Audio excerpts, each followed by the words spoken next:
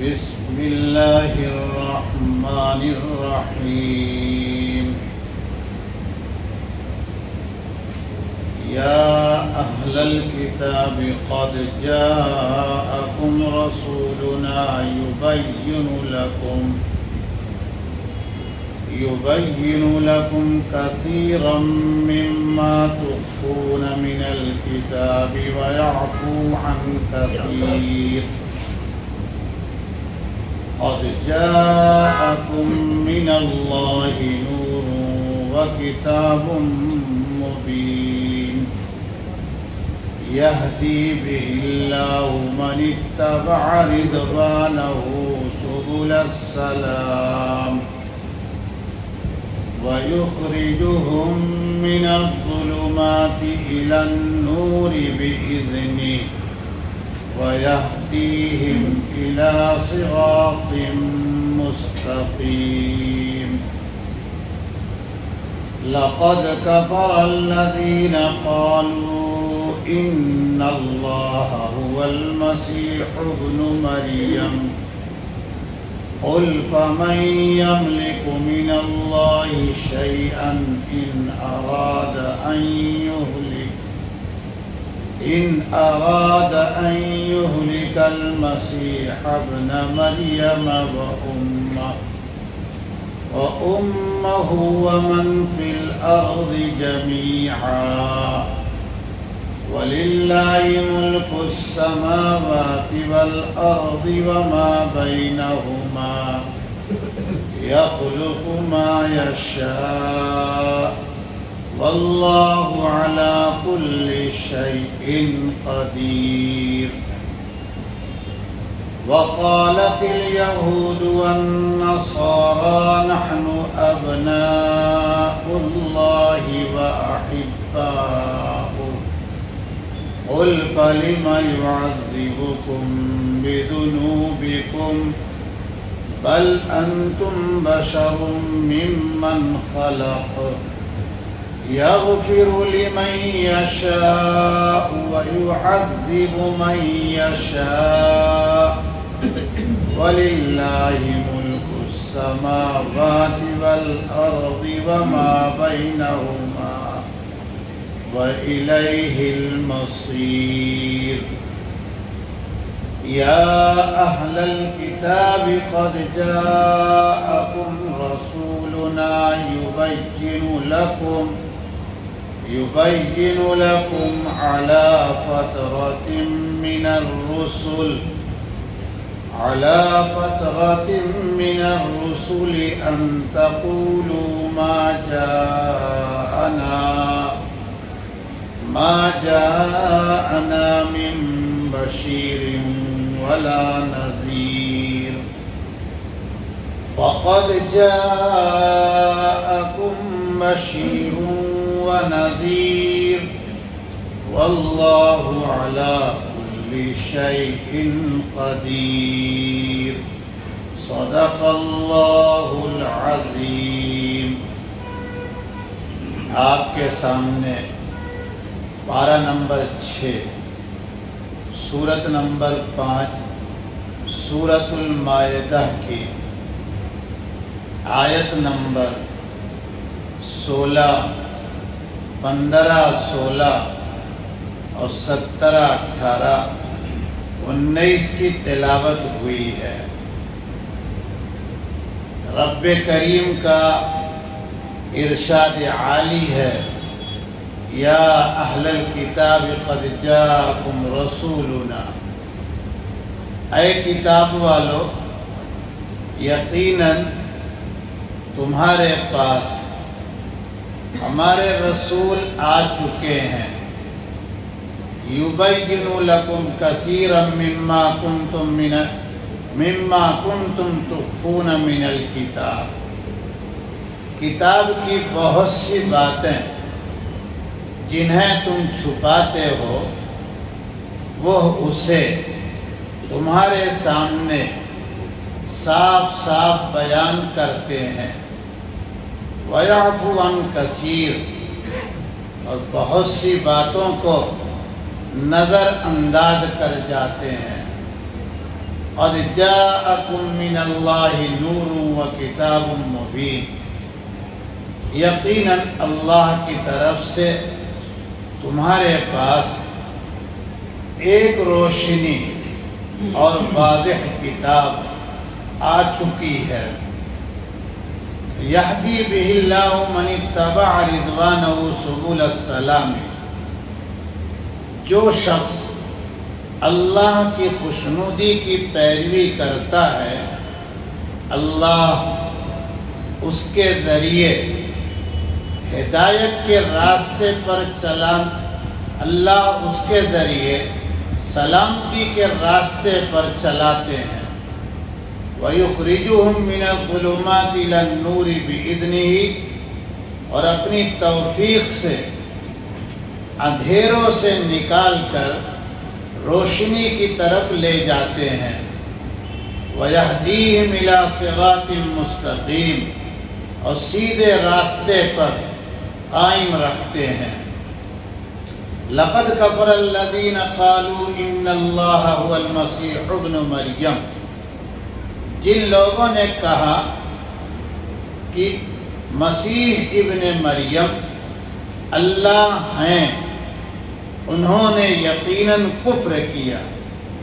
قل، آپ پوچھئے، فَمَن يَمْلِكُ مِنَ اللَّهِ شَيْئًا إِنْ أَرَادَ أَن يُهْلِكَ الْمَسِيحَ ابْنَ مَرْيَمَ وَأُمَّهُ وَمَن فِي الْأَرْضِ جَمِيعًا، اگر اللہ مسیح ابن مریم کو اور ان کی ماں کو اور زمین کے تمام لوگوں کو ہلاک کرنا چاہیں تو اللہ کے مقابلے میں کسی کی کیا کچھ چل سکتی ہے؟ وَلِلَّهِ مُلْكُ السَّمَاوَاتِ وَالْأَرْضِ وَمَا بَيْنَهُمَا، اور آسمانوں زمین میں اور دونوں کے درمیان جو کچھ ہے اس پر اللہ ہی کی حکومت ہے۔ یخلق ما یشاء، اللہ جو چاہتے ہیں پیدا کرتے ہیں۔ واللہ علی کل شیء قدیر، اور اللہ ہی ہر چیز پر قادر ہے۔ وقالت الیہود والنصارى، اور یہودی اور نصرانی کہتے ہیں، نحن ابناء اللہ واحباؤہ، ہم اللہ کے بیٹے اور اس کے محبوب اور چہیتے ہیں۔ قل، پوچھئے، فَلِمَ يُعَذِّبُكُم بِذُنُوبِكُم، پھر تمہیں اللہ تمہارے گناہوں کی وجہ سے سزا کیوں دیتے ہیں؟ بل انتم بشر ممن خلق، اصل یہ ہے کہ مخلوقات میں سے تم ایک انسان ہو۔ یغفر لمن یشاء ویعذب من یشاء، اللہ جسے چاہے معاف کر دیتے ہیں اور جسے چاہے سزا دیتے ہیں۔ وَلِلَّهِ مُلْكُ السَّمَاوَاتِ وَالْأَرْضِ وَمَا بَيْنَهُمَا، آسمان و زمین میں اور دونوں کے درمیان جو کچھ ہے اللہ ہی کی حکومت میں ہے۔ وَإِلَيْهِ الْمَصِيرُ، اور اسی کی طرف لوٹنا ہے۔ یا اہل الکتاب، اے اہل کتاب، قد جاءکم رسولنا یبین لکم علی فترۃ من الرسل، تمہارے پاس رسولوں کے وقفہ کے بعد ہمارے رسول پہنچ چکے ہیں جو تم سے صاف صاف باتیں کر رہے ہیں، صاف صاف بیان کر رہے ہیں۔ ان تقولوا، کہ تم یہ نہ کہہ دینا، ما جاءنا من بشیر ولا نذیر، کہ ہمارے پاس کوئی خوشخبری دینے والا ڈرانے والا نہیں آیا۔ فقد جاءکم بشیر و نذیر، یقیناً تمہارے پاس خوشخبری دینے والا اور ڈرانے والا آ پہنچا ہے۔ واللہ علی کل شیء قدیر، اور اللہ ہی ہر چیز پر پوری قدرت رکھتے ہیں۔ سبق شروع ہوا ہے آیت نمبر 15 سے، اس آیت میں اللہ تعالیٰ نے پہلی تو ایک بات بتائی، تمہارے پاس اے یہودیوں عیسائیوں ہمارے پیغمبر ہمارے رسول پہنچ چکے ہیں، آ چکے ہیں۔ یہ رسول سے مراد سیدنا مولانا محمد ابن عبداللہ صلی اللہ تعالی علیہ وسلم کی ذات اقدس ہے۔ دوسری بات اللہ تعالیٰ نے یہ بیان کی کہ ہمارے یہ پیغمبر تمہارے سامنے کتاب کی یعنی تورات اور انجیل کی بہت سی وہ باتیں جنہیں تم چھپاتے رہتے ہو، اس کو تمہارے سامنے صاف صاف کھول کھول کر بیان کر دیتے ہیں۔ کل جیسا کہ ہم عرض کر چکے ہیں کہ یہود اور عیسائی نصرانی کہہ لیجئے، یہ اللہ کے کلام کو اپنے موقع و محل سے معنی مطلب سے بدل دیتے ہیں، حضرات علماء کی زبان میں تحریف کرتے ہیں۔ اسی طرح سے یہودیوں اور عیسائیوں کی ایک پرانی کمی اور عیب ان کے اندر آج بھی ہے اور رہے گا کہ وہ حق کو چھپاتے ہیں۔ آپ تیسرے پارے میں پڑھ کے آ چکے ہیں وَتَكْتُمُونَ الْحَقَّ، اور تم تو حق کو چھپاتے رہتے ہو۔ تو یہاں تخفون وہی تکتمون کے معنی میں ہے کہ تم بہت سی کتاب کی باتوں کو یعنی تورات اور انجیل میں ہمارے نازل کیے ہوئے احکامات کو ہمارے بندوں سے چھپا لیتے ہو۔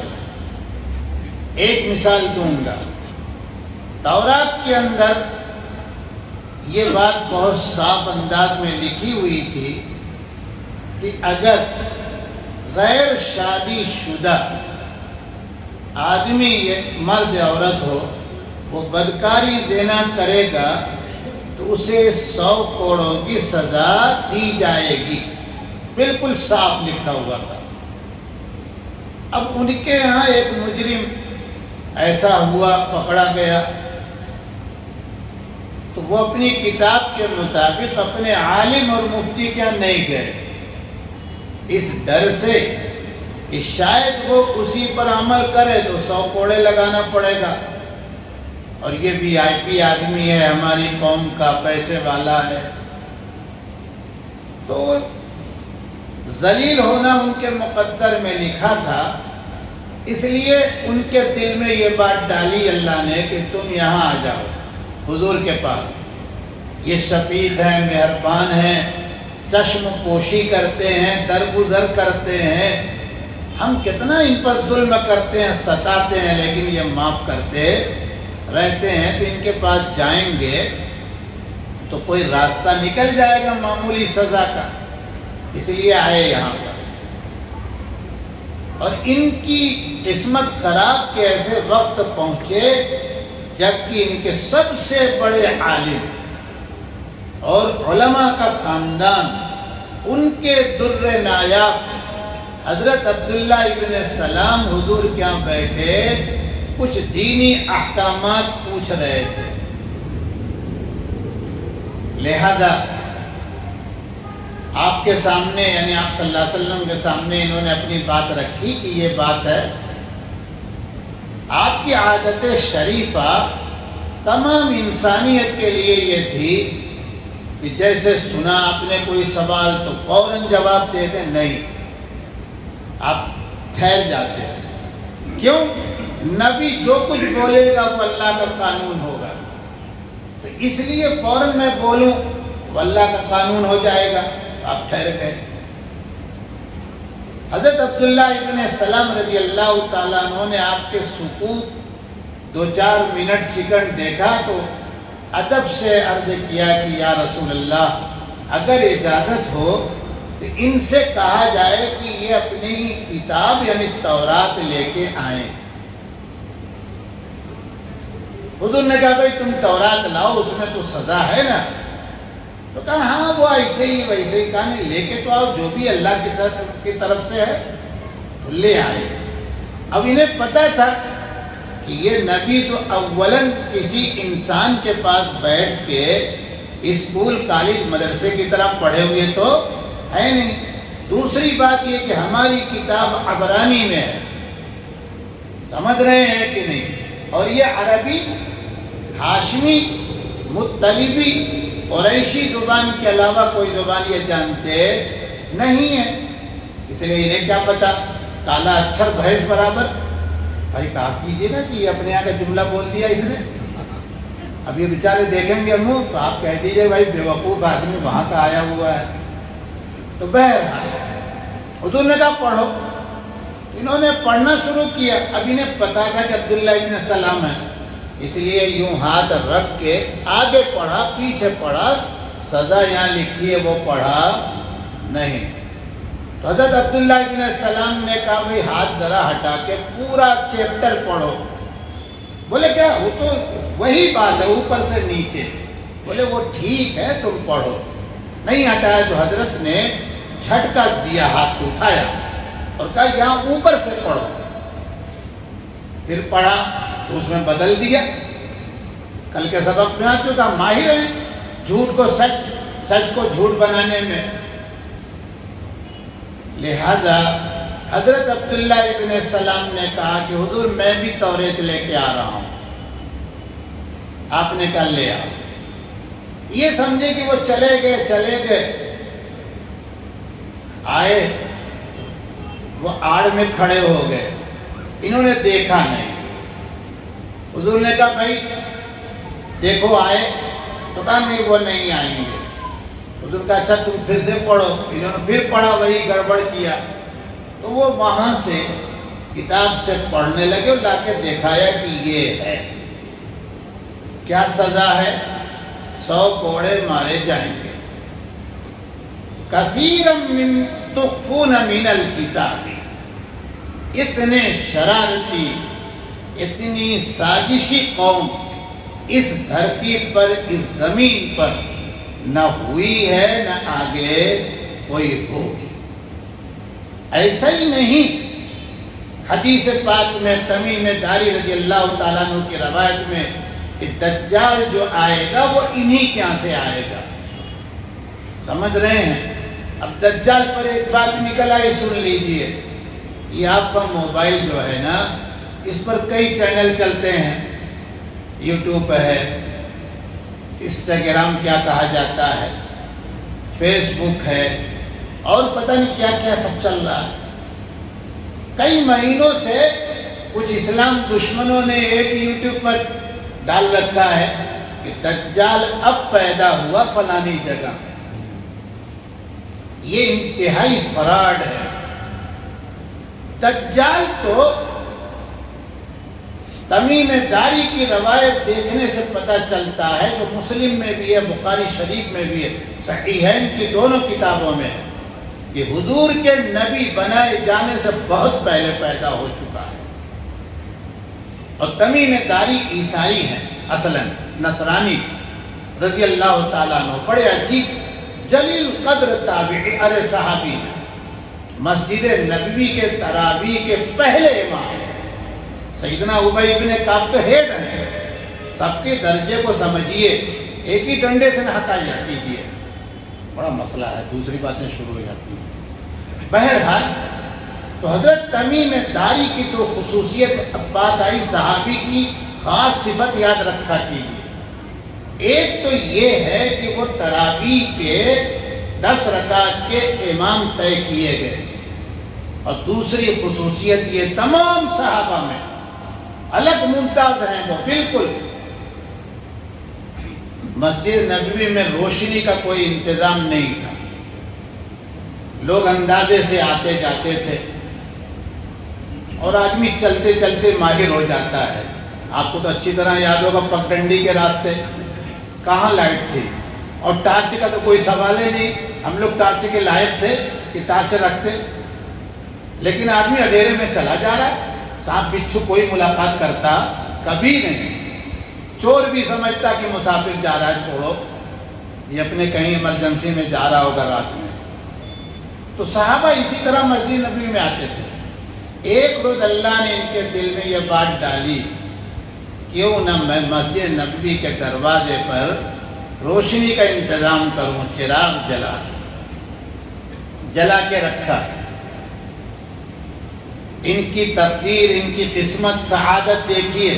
اس دن امام الانبیاء مین راستے سے آئے مسجد نبوی میں، ورنہ اکثر، اب کیسے میں بتاؤں یہاں سے آپ کو، ریاض الجنہ میں جو لوگ گئے ہوں گے اس کا وہ حصہ جو بالکل آپ کے سرہانے لگا ہوا ہے، وہیں حضرت عائشہ رضی اللہ تعالیٰ عنہ کے گھر کا دروازہ تھا.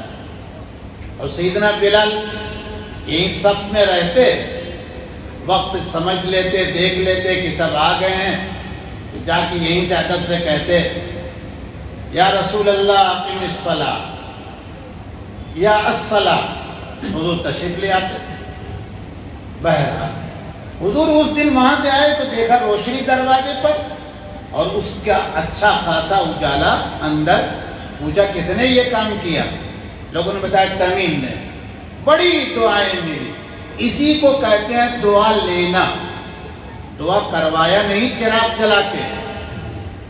سمجھ رہے ہیں کہ نہیں؟ ہم لوگ تو کیا پکڑ کے ہاتھ ہلا کے کہتے دعا کیجئے گا. وہ دعا لیتے تھے. دعا لینا، اور وہ دعا یہاں سے نکلتی ہے اندر سے. اور جو دعا لی جاتی ہے وہ ہماری طرح رسمن ہاں ضرور دعا کریں گے. اور پھوٹے منہ تو اپنے لیے نہیں کر رہا، تمہارے لیے کیا کرے گا؟ اپنے لیے نہیں کر رہا ہے وہ. امام کہتا ہے السلام علیکم، یہ چپل پہن کے کہتا ہے وعلیکم السلام. تو جب یہ خود دعا نہیں کر رہا ہے تو آپ کے لیے کرے گا؟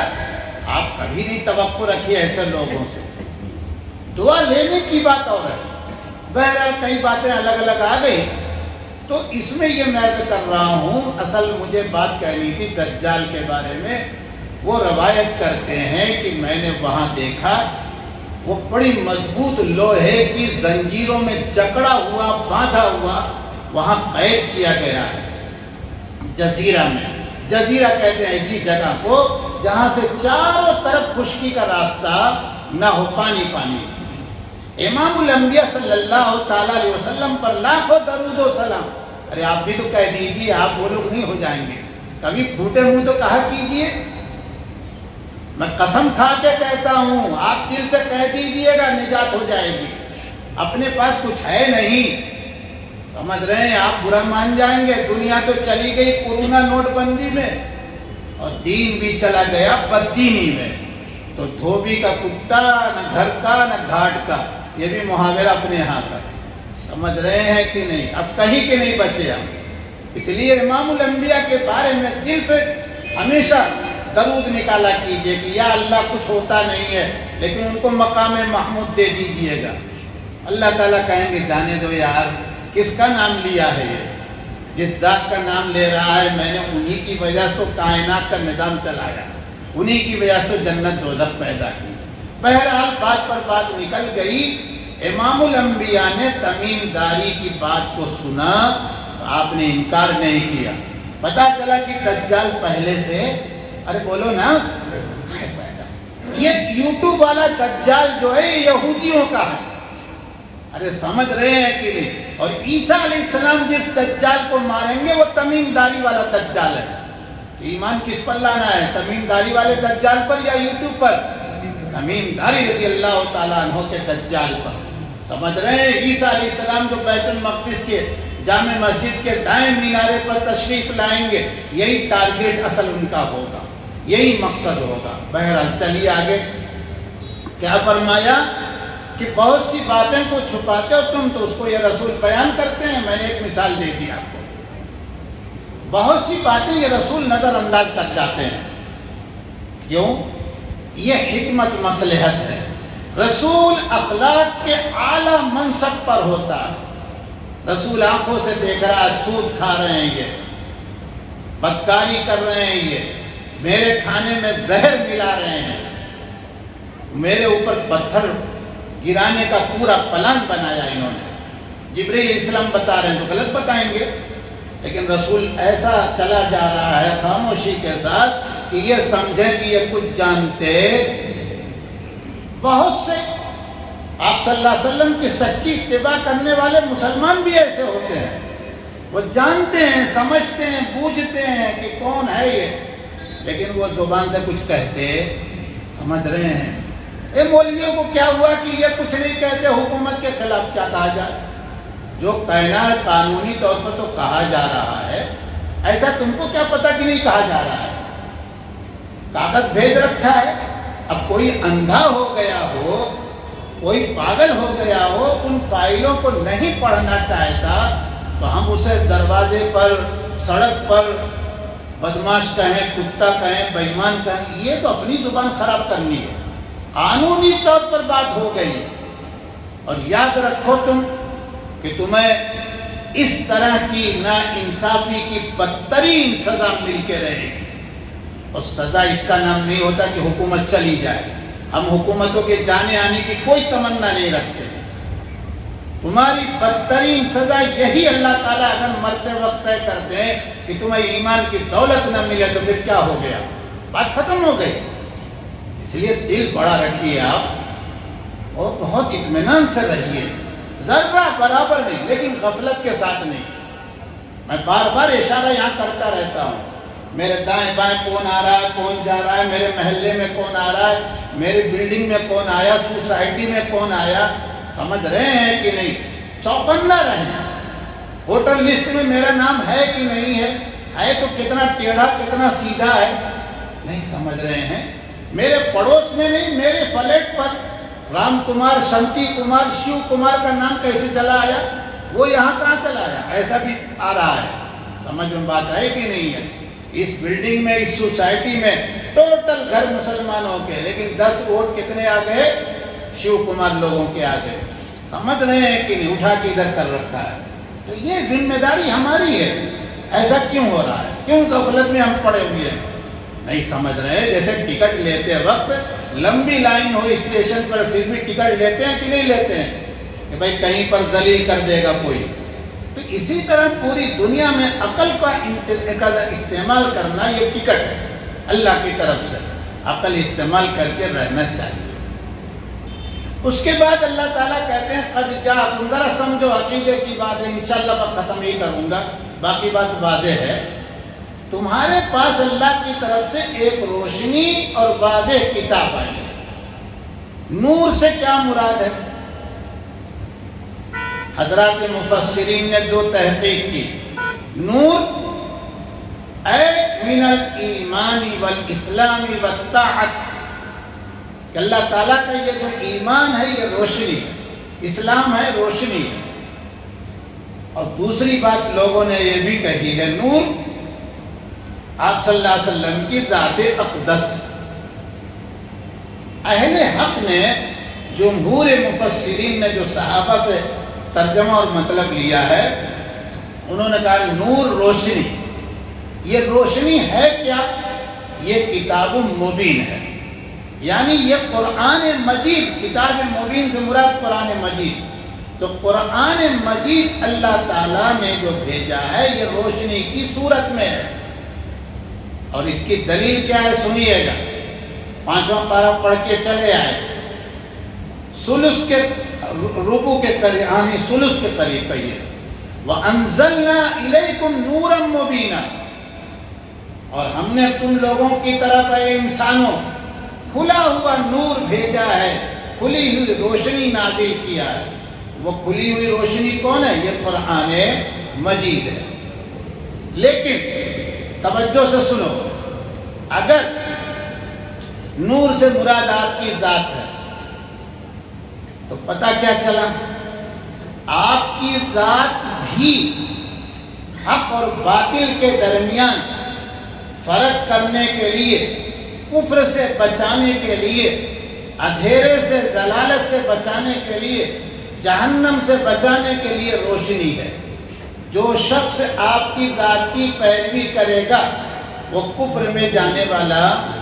تو اب نورن سے مراد حدیث پاک، ذات نبوی، صفات رسول، اسوہ حسنہ. اور کتاب مبین سے کیا مراد ہے؟ قرآن مجید. کاہے توجہ سے سنیے گا. اگر نور سے مراد حضور پاک صلی اللہ تعالیٰ علیہ وسلم کا مادہ کہ آپ پیدا ہوئے ہیں نور سے، کس سے؟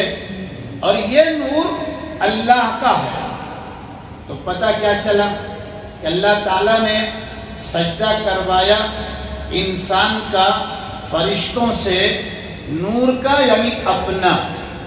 حالانکہ اکرام اللہ کو کوئی ضرورت نہیں ہے، تعظیم اللہ کو کوئی ضرورت، کیونکہ ساری تعظیموں کے سینٹر اور مرکز تو اللہ کی ذات ہے. تو اللہ کو کیا ضرورت ہے کہ فرشتے ان کو سجدہ کریں؟ فرشتے تو اللہ کی مانی ہی کے چلتے ہیں، لا یعصون اللہ ما امرہ. لہذا فرشتوں سے اللہ تعالیٰ کو یہ معمولی خدمت لینے کی کوئی ضرورت. انسان کو سجدہ کروا رہے ہیں اللہ تعالیٰ، انسان کے سامنے کہہ رہے ہیں کہ سجدہ کرو اے ملائکہ.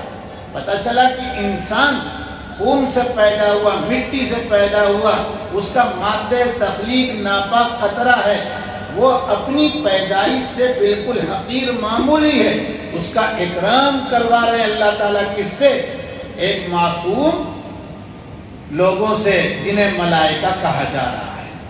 اس لیے جو حضرات نور سے مراد ذات نبی لے کر یہ کہتے ہیں کہ آپ کی پیدائش، آپ کی تخلیق کا مادہ اللہ کا نور ہے، وہ بڑی ناسمجھی سے کام لے رہے ہیں، اپنے عقیدے کو خود ہی گڑبڑ کرنے کی کوشش کر رہے ہیں. اسی لیے اللہ تعالیٰ دوسری آیت میں کہہ رہے ہیں 16 نمبر کی، یہدی بہ اللہ من اتبع رضوانہ. اللہ کی خوشنودی کی پیروی جو شخص کرتا ہے تو اللہ تعالیٰ اس کے ذریعے، یعنی حدیث پاک کے ذریعے، قرآن کے ذریعے سلامتی کے راستے پر چلا دیتے ہیں. اگر اللہ نور سے مراد اپنی ذات کو لیتے تو ان کو چلانے کا کیا مطلب؟ وہ تو قرآن میں پہلے ہی سے موجود ہے. اس لیے یہاں پر نور سے مراد حدیث ہوگی، روشنی ہوگی، اسوہ حسنہ ہوگا، مادہ تخلیق ہونے والا نہیں ہے. لیکن کس کو چلاتے ہیں؟ یہاں پر ایک لفظ یاد رکھیے گا، اللہ کہتے ہیں اتبع، من اتبع، جو خود پیروی کرے گا اللہ کی خوشنودی کو. پتہ چلا کہ اللہ تعالیٰ از خود کسی کے دل میں ڈال کر اس کو ولی اور اپنا نیک بندہ بنائیں گے نہیں. ملائکہ کے ذریعے اس کا ہاتھ پکڑ کے کہیں کہ میرے نیک بندے بن جاؤ، ایسا اندر سے پہلے طلب ہوگی، حق کی تلاش ہوگی، حق کی طرف کوشش کرے گا. اور اس کی مثال سیدنا صدیق اکبر کی سیرت میں موجود ہے. امام الانبیاء صلی اللہ علیہ وسلم کے پاس آیا جایا کرتے ہیں، تذکرہ کرتے ہیں اللہ کے دین کا، اللہ کے دین کے بارے میں معلومات کر رہے ہیں. آپ صلی اللہ علیہ وسلم نے کچھ جواب دیتے، ابھی نبوت نہیں ملی ہے. اور جب نبوت آپ کو ملی اور آپ نے کہا کہ میرے دوست جس چیز کی تلاش تم کو تھی وہ چیز دے کر مجھے اللہ نے اپنا آخری پیغمبر بنایا، انہوں نے فوراً ایمان قبول کیا. پتہ چلا کہ تلاش کرتے کرتے دوستی اسی نیت سے رکھی تھی کہ جب حق ملے گا تو مان جاؤں گا. صدیق اکبر رضی اللہ تعالیٰ عنہ سے حضور کا قریب کا کوئی خونی رشتہ نہیں ہے. اور دوسرا ایک تھا ابو جہل جس کا خونی رشتہ ہے، وہ حق کو مٹانے کے لیے کمر بستہ ہے، پوری طاقت لگائے ہوئے ہے. اس لیے حضور علیہ السلام کے سامنے حق کھل چکا، حق پوری دنیا کے پاس پہنچ رہا ہے، عرب میں اس کی زندگی میں پہنچ رہا ہے. لیکن وہ گیا تو کہاں گیا؟ اس لیے کہ اس کو حق کی طلب تھی. تو ہمیشہ یاد رکھیے گا، نماز پڑھ لیجئے بھائی، چلیے نماز کا وقت ہو رہا ہے، اللہ توفیق دیں گے. اللہ ایسے توفیق، تو پھر تو آپ کھانا لے کے بیٹھے رہیے کاہے کے لیے؟ پھر بازار بھی جانے کوئی ضرورت نہیں. اللہ چاہیں گے تو کھانا منہ میں، ارے بولیے. اور اس کے لیے تو آپ محنت کرتے ہیں چرچ گیٹ تک، اور کہاں واشی تک، کہاں اس گرمی میں لوکل میں لوگ مر رہے ہیں. کس کے لیے؟ وہی کھانا ہی تو مقصد ہے نا. सनाए ढाबा पर पैसा मिलेगा तो जाएंगे, तो वो खाना ही तो आ गया पैसे के बाद कि नहीं आया। इसलिए ये धोखे में न रहिएगा। अल्लाह ताला चाहेंगे चाहेंगे नहीं, आप उठिए, आप तलब कीजिए, तब कुछ होगा। उसके बाद ईसाई जो इस वक्त हैं, हुजूर के ज़माने से आज तक, इनके शिर्क का ऐलान किया अल्लाह ताला ने। जिन ईसाइयों ने यह कहा है कि ईसा जो बेटे हैं मरियम के, वही आईने अल्लाह है, यानी उसको अपने लफ्ज़ों में कहिए, अर्श पर कुर्सी पर जो अल्लाह की ज़ात है वही मरियम के बेटे हैं।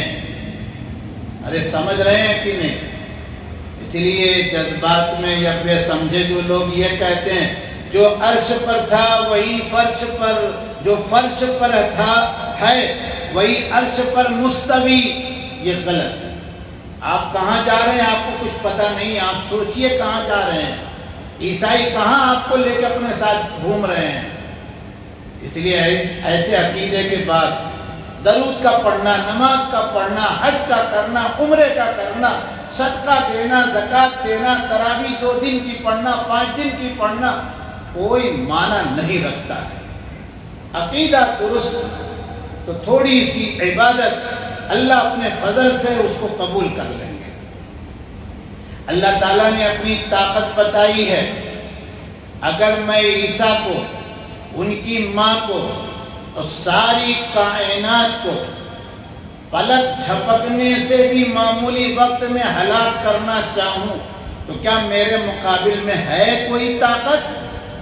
चुप। ईसाई आज तक नहीं कह सके कि हाँ अक़वाम मुत्तहिदा में हम 5 मुल्कों को वीटो हासिल है, नहीं कह सके। उसके बाद अल्लाह ताला कहते हैं बात असल ये है, कायनात में, आसमान और ज़मीन में जो कुछ है सब मेरी बादशाह और मेरी हुकूमत में है।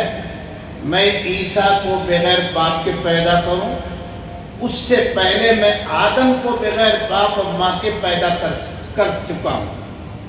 और आम तौर पर तमाम हैवान को, जिसमें इंसान भी है, इन तमाम को मैं मुज़क्कर मुअन्नस से पैदा करता हूँ। और कभी कभी दोनों के मिलने के बावजूद एक ज़र्रा कोई वजूद में आता नहीं है। बहुत मिसालें हो रही हैं। उसके बाद अल्लाह ताला कहते हैं कि ये देखो यहूदी ईसाई, मैं यूपी का एक मुहावरा फिर बोल रहा हूँ, खुद ही मियाँ मिट्ठू, हम अल्लाह के बेटे हैं, उसके महबूब और चहीते हैं। बेटे से मुराद ईसाई खुद मानते हैं कि हम सुल्बी बेटे नहीं, यानी अल्लाह की नस्ल हम नहीं हैं, लेकिन हम अल्लाह के इतने करीब हैं कि पूरे गज़ा को नहीं, पूरी दुनिया में जितने मुसलमान हैं सबको हम ख़त्म कर दें, ये अधिकार तन्हा हम ही को मिला है। और चहीते तो ऐसे हैं कि हम कितनी बमबारी करते हैं, पूरी दुनिया में फसाद मचाते हैं, कभी अल्लाह ताला ने एक्शन लिया? ये इनका दिमाग है। मुसलमानों, इस बात को बहुत अच्छी तरह से समझो, अकीदे की बात है। अल्लाह ताला के करीब वो होगा, मन अमिल सालिहन मिन ज़करिन औ उन्सा व हुवा मुमिन, मोमिन की शर्त के साथ नेक अमल। तो फिर होगा क्या? एक जगह कहा फलनुहियन्नहु हयातन तय्यबा, ये जो दुनिया का जीवन लाइफ है इसको हम बेहतरीन, नो टेंशन बना देंगे, जैसे चाहो आराम से रहोगे। और दूसरी जगह ये कहा मन अमिल सालिहन मिन ज़करिन औ उन्सा व हुवा मुमिन फउलाइका यदखुलूनल जन्नह, आखिरत में ये जन्नत में जाएंगे। तो ईमान और आमाल सालिहा का अल्लाह से ताल्लुक होगा। सिर्फ दावे का और चहीते होने का, पैगंबर की नस्ल से होने का, वली की औलाद होने का, शेखुल हदीस साहब के बेटे होने का, मोहतमिम साहब के बेटे हैं, हाजी साहब के लड़के हैं, ये सारी चीज़ें यहाँ चलने वाली नहीं है।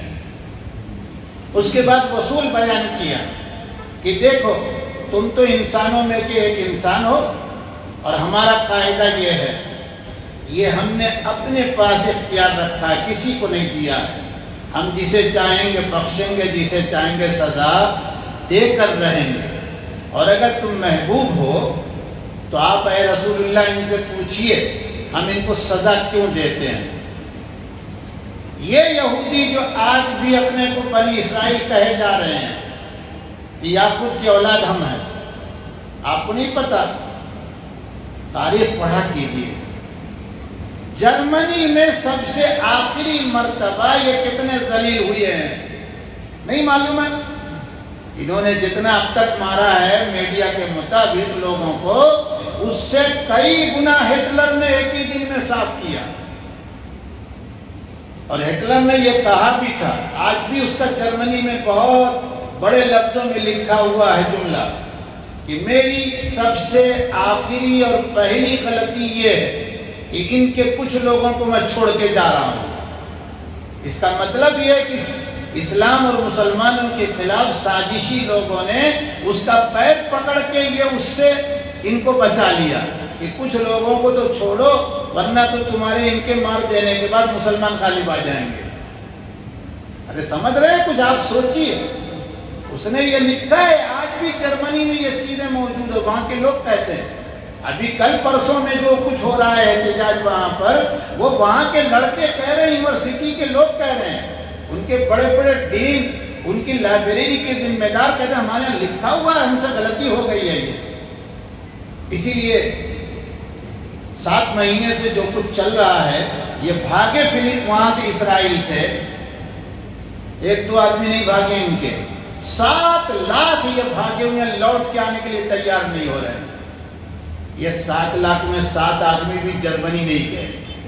یہ کہتے ہیں وہاں اگر گئے پھر کوئی ہٹلر پیدا ہوا تو ہمارا کیا حال ہوگا۔ اور اس سے پہلے امالتا کے لوگوں نے ان کی ٹھکائی بہت کی ہے۔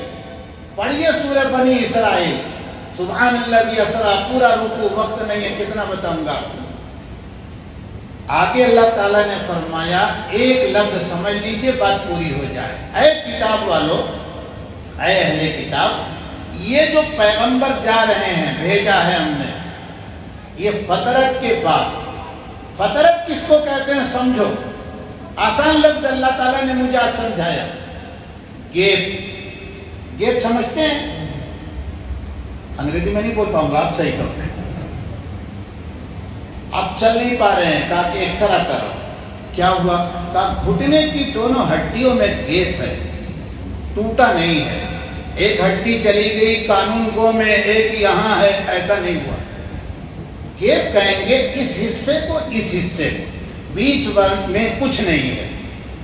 تو سیدنا آدم سے انبیاء رسول جو چلے عیسیٰ علیہ السلام تک، وہ برابر، اسی کو اللہ تعالیٰ نے پہلے بارے میں کہا وَقَفَّيْنَا۔ وَقَفَّيْنَا کا مطلب بھی نہیں سمجھ میں آئے گا۔